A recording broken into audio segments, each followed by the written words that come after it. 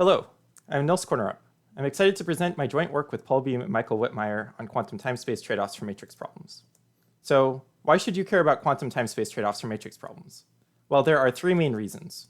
The first is that space is extremely relevant for quantum computation. The second is that we are broadly interested in finding problems where quantum computation provides a speed-up over classical computation. And one could hope that matrix problems are another example of this.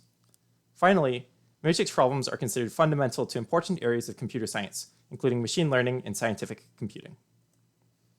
Quantum space is extremely important to consider when designing quantum algorithms. Some of the commonly mentioned engineering barriers to building a quantum computer include the difficulty of maintaining many qubits in a coherent superposition, enabling arbitrary qubits within the computer to interact with one another, and the large number of physical qubits needed to encode each logical qubit under error correction. Thus, it is natural to assume that the first general-purpose quantum computers will have a limited number of qubits, and therefore, space complexity is even more critical to quantum computation than classical computation. Regarding quantum advantage, we have a couple of strong candidate problems for demonstrating a quantum speedup. Shor's algorithm enables us to factor integers in polynomial time. Yamakawa and Zandri constructed problems that, relative to a random oracle, give an exponential separation between the best quantum upper bound and the best classical lower bound. However, we do not have a lower bound for the factoring problem, and Yamakawa and Zandri's problems are relative to a random oracle. We do have unconditional quantum advantages for many query problems, including search and collision finding. But if you want to consider superlinear query bounds for either quantum or classical computation, it is necessary to work with time-space trade-offs. There is some prior work on quantum time-space lower bounds. For a given spacebound S, we ask the question, how many quantum queries are necessary to compute f of x? Klauck, Spolak, and de Wolf proved that sorting requires time that scales as n to the 1.5 divided by square root s, while Boolean matrix multiplication requires time n to the 2.5 divided by square root s. More recently, Hamoudi and Magnez showed that finding k colliding input pairs in a random input requires time k times n over s to the power 1/3. Before our work, there were no known quantum time-space lower bounds for standard linear algebra problems. Despite this, there are prior works that explore clever quantum algorithms for matrix problems. The famous HHL algorithm lets you efficiently solve systems of linear equations. However, the algorithm's output is a quantum state encoding x, and the value of the vector cannot be directly recovered. Many algorithms building on HHL have been developed in recent years that fall into the general singular value transform framework. However, most of these algorithms require access to a quantum state where the amplitudes encode the input, which is assumed to be efficient to generate. In fact, if you gave classical algorithms a similar power, they can also efficiently solve many of the same problems, showing that these algorithms are efficient due to access to the state, rather than inherent quantum advantages for their problems. This begs the question, what is the quantum query complexity for these matrix problems with standard classical inputs? Prior to our work, there were no known answers to this question. In our paper, we consider two fundamental linear algebra problems, the matrix vector product and matrix multiplication. For the matrix vector product, we consider the question, given a fixed matrix M, compute an input vector times that matrix. The quantum algorithm does not need to query M, as it is not an input and is provided to the quantum algorithm for free. An example of our matrix vector product problem is to compute the discrete Fourier transform on an input vector. For any spacebound S, there are classical algorithms that solve this problem in time that is order n squared over s. We prove that there is no quantum advantage for this problem by showing that it has a matching quantum lower bound. For matrix multiplication, the task is to compute the product of two input matrices. For any spacebound S, there are classical algorithms that solve this problem with order n cubed divided by square root s queries. We are able to prove a matching quantum query lower bound, suggesting no quantum query advantage for this problem. Abrahamson proved tight classical lower bounds for the matrix vector product in matrix multiplication problems. He was then able to use reductions to get non-trivial lower bounds for many related linear algebra problems. Using similar reductions, we were able to prove matching quantum query lower bounds for these problems. In addition to our linear algebra results, we improve on Klauck, Spolak, and de Wolf's lower bounds for Boolean matrix multiplication. In their original work, the authors showed that T must be omega n to the 2.5 divided by square root s, which is tight when space is small. However, they conjectured that their bound may not be tight for a larger space.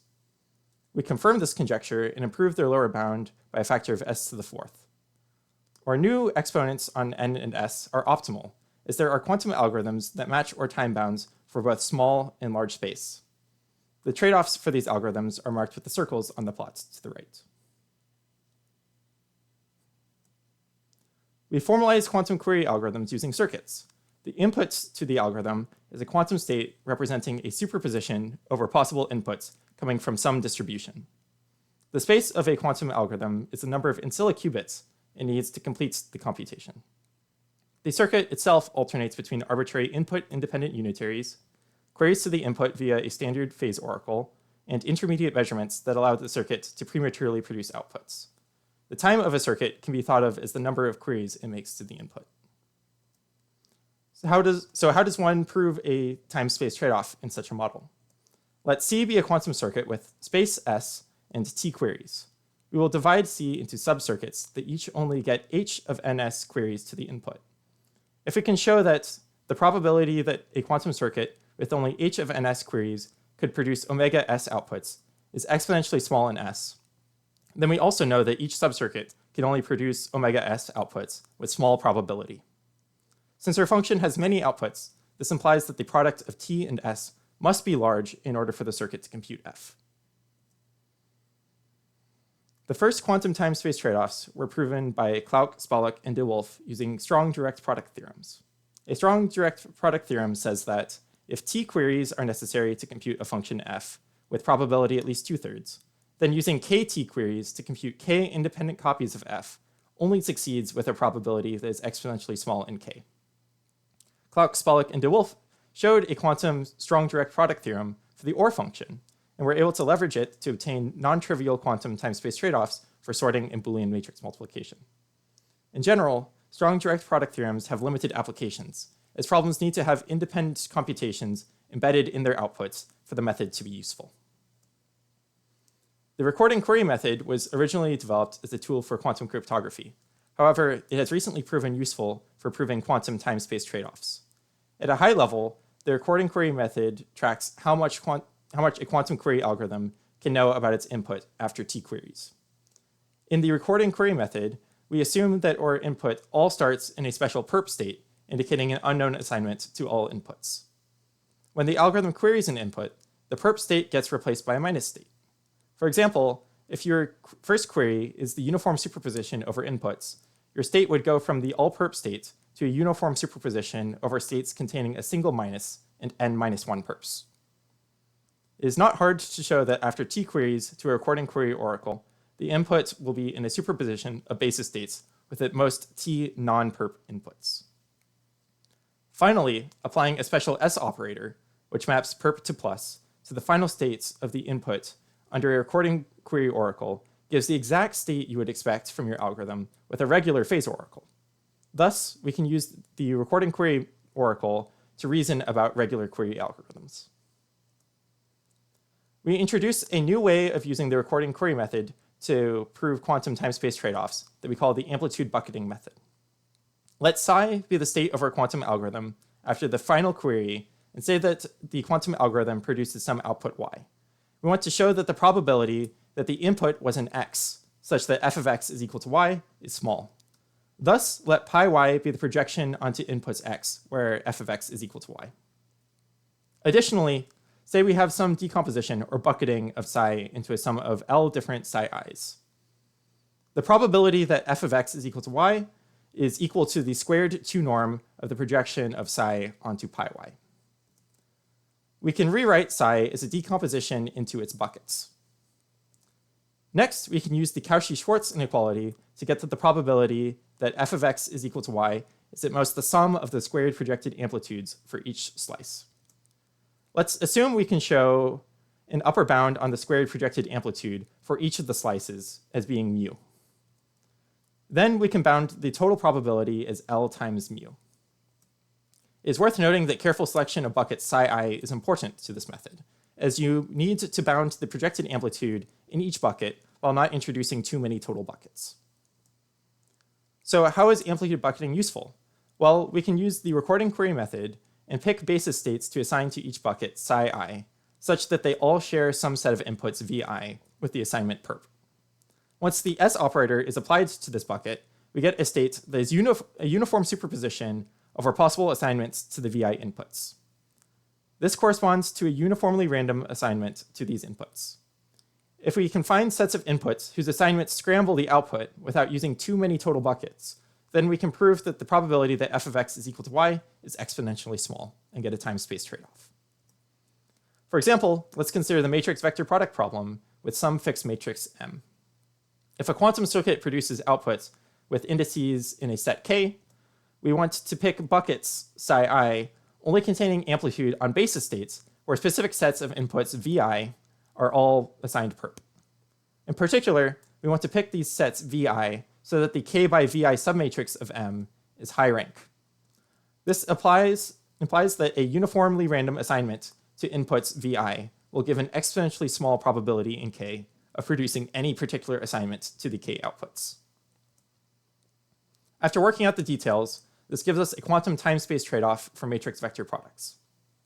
For this problem, we only need a small number of buckets and can show that each bucket contributes an exponentially small amount to the total success probability. This gives us a quantum algorithm, or quantum time lower bound, of omega n to the n squared divided by s, which matches the best classical algorithm for the problem. Our matrix multiplication bound requires a more involved version of the amplitude bucketing method. We have an exponential number of buckets. However, we can prove that almost all the amplitude lies within a couple of buckets. This means that we have many buckets that each have very little amplitude. And then we can merge those buckets all into a single one.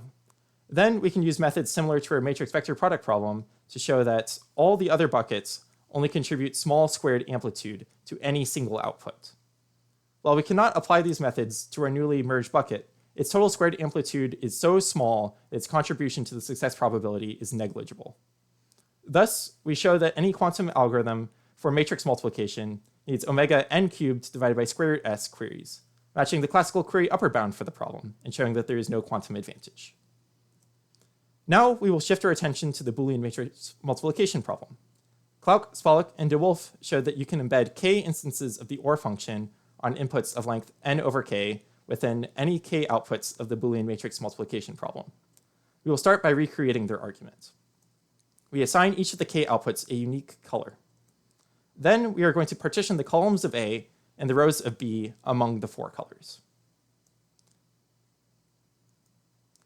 For each output, we are going to mark the matching colored entries in the same row of A and the same column of B. We repeat this process for each of the four outputs.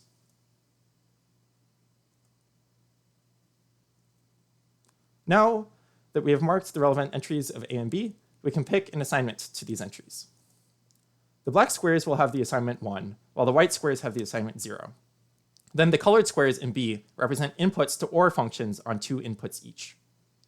The output of these OR functions are exactly the same as the colored outputs for the Boolean matrix multiplication problem. It turns out that we can get a better bound for Boolean matrix multiplication by reusing colors for multiple outputs. This lets us embed OR functions on more inputs for each of our outputs and get a better bound.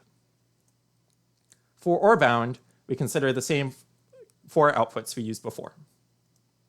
But now we will only assign 2 colors between these 4 outputs. Now we can assign 4 columns of A and 4 rows of B to each color. As before, we reserve entries in A and B for each output. Since multiple outputs share the same color, it is possible for them to either share entries in A or B, but not both. In this case, our 2 red inputs share entries in A. However, outputs with different colors will never share entries in either A or B. Now we can assign values to the colored inputs in A and B in order to embed the OR functions. In particular, we must make the entries of A assigned for both the red outputs to have the fixed value of 1, so that those 2 outputs encode independent instances of OR. By doing this, we have embedded 4 independent instances of OR on 4 inputs into each of the 4 chosen outputs. In general, we show that you can always assign L, that is order square root k, colors to any k outputs, and use them to embed k independent instances of OR on n over L inputs each. Doing so gives us an s to the 1/4 improvement on the previous quantum lower bound for Boolean matrix multiplication. It results in optimal exponents for the problem. Thank you for listening to my talk. I would like to thank Schmidt Sciences for funding my contribution to this research. I'd also like to thank the NSF and Simons for funding my co-authors' contributions.